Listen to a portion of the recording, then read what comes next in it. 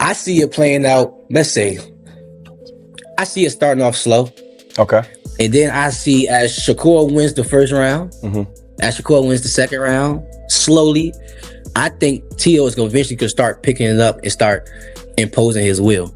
Right. It's really that time for him to really take his first loss and, me whoop his ass to the point where either he quits on the stool or I knock him out. How I see this fight being played out is with me pretty much setting that momentum for the people out there as well. Not really trying to force for it. However, I can't be too technical with Shakur. You got to make it a little ugly. You do. Everyone thinks they already have the blueprint for how the huge clash between Shakur Stevenson and Teofimo Lopez will unfold. The storyline is always predictable. Shakur is viewed as too smooth, too defensively sharp, and too disciplined for the explosive yet erratic Teofimo. But Keyshawn Davis, one of the very few fighters who truly knows both men on a personal and professional level, just delivered a prediction that completely turns that narrative on its head. This wasn't friendly hype or blind loyalty. It sounded more like a caution sign. Davis is forecasting a battle that goes far beyond scorecards and clean boxing, and he's basing his view on insight most fans simply don't have. And that wasn't even the most shocking thing he revealed. While the boxing world is locked in on the lightweight picture, Keyshawn quietly laid out a career plan so bold it almost sounds unrealistic, unless he actually makes it happen. Like boxing is my division. I feel I can really do whatever I want to do, and I know what I want to do after I beat Jermaine. I want to go to 147 and get a 147 title. Oh, okay. There it is. To understand why this fight may not play out the way people expect, you have to look closely at how Davis believes this so-called fight of the year will truly unfold.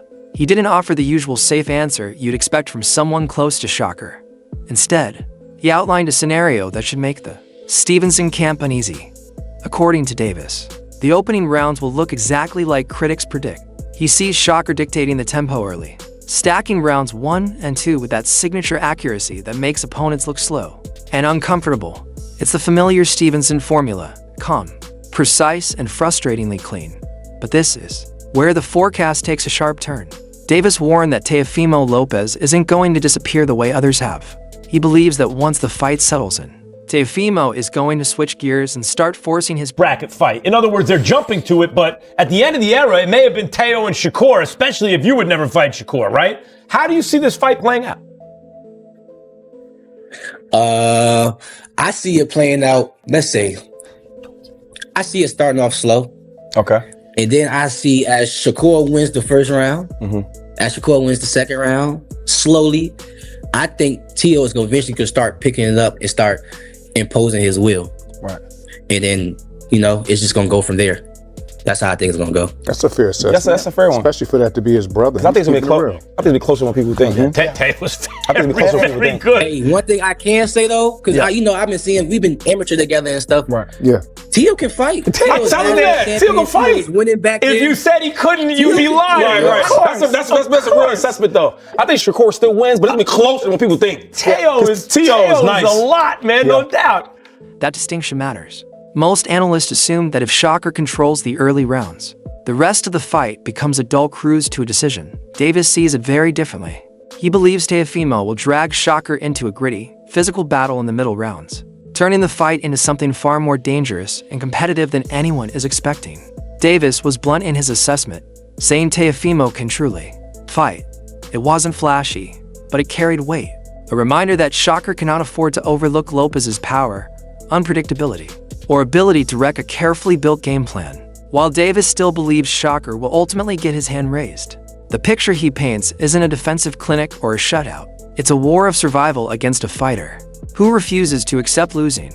However, there's a massive unknown hovering over this prediction, and it comes from a private exchange Davis had with Teofimo that raises serious concerns. Davis... Teofimo knock out Shakur? No. Can Teo adjust to the point where he beats Shakur? Yeah. You don't see how? Shakur hates slick and economic boxers. So does Teo.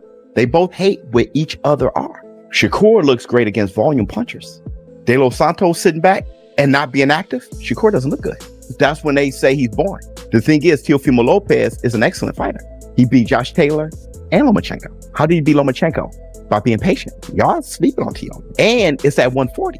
Now, the thing what's wrong with Teo is Teo also looks good as a counter puncher when you are a volume puncher too. Another thing is Teo looks very great when he's dialed in. He fights more athletic than Shakur.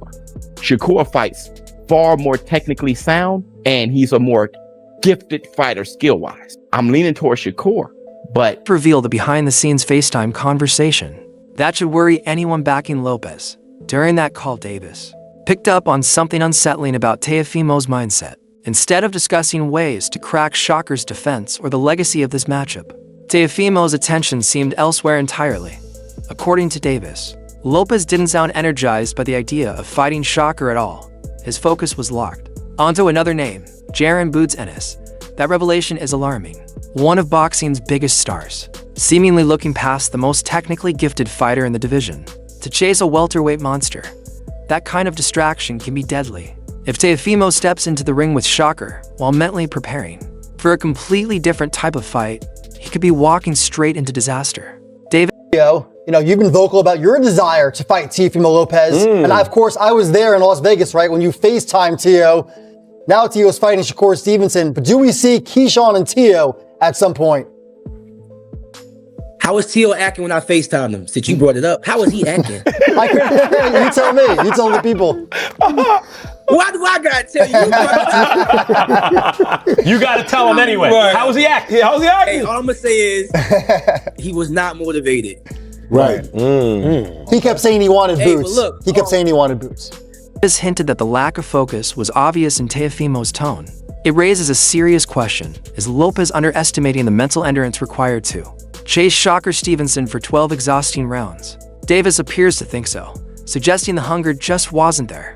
In boxing, overlooking the opponent in front of you is often the first step toward a painful loss. While Davis broke down the mental chess match at the top of the division, he also made one thing absolutely clear. He will never be the man standing across the ring from Shakur Stevenson. Fans have pushed for a Davis versus Stevenson showdown for years. It's the dream fight. Mentor versus brother. Power versus precision. But Davis shut that idea down completely. And not casually. He explained that their bond goes far beyond boxing politics. During the lowest moments of his career, suspensions, weight struggles, and mental exhaustion, it wasn't promoters or advisors who stood by him. It was Shakur. Stevenson was the one calling, checking in, and keeping him focused when everything was falling apart for Keyshawn.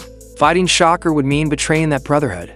He sees the lightweight division as Shakur's territory, and he has no interest in challenging the man who helped keep his career alive. So if both 135 and 140 pounds are effectively blocked by his closest ally, where does Keyshawn Davis go next? This is where the conversation stunned everyone listening.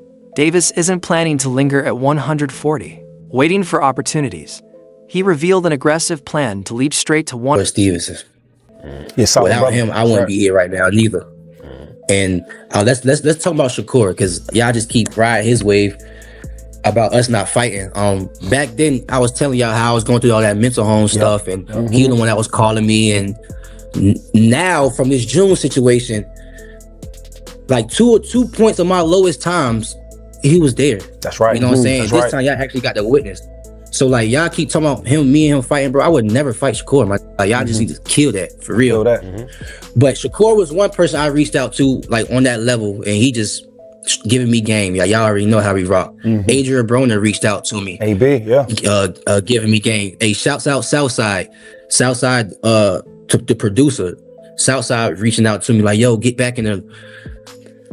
Chance the Rapper reached out to me. Shoot, I gotta go through the DMs. Like a lot of people, surprisingly, who was just like, hey, Sauce Walker reached out to me. A lot of people surprisingly was just like, yo, get back, we miss you. You know, so hey, shouts out to y'all, man, for real. Shouts out Jay Prince. You know, People remember who encouraged them when they were low, hard times, right? When absolutely. you're going through the hard Yes. times, Yes. you remember who That's real. maybe even just gave you a word of advice. So I know you're not going to fight Shakur. Would you ever fight Shakur? No, I'm just kidding. In your 147 pounds. The welterweight division, immediately after his next fight. It's a risky move. Most fighters take years to grow into a new weight class. easing in against safe opponents before chasing gold. Davis wants none of that.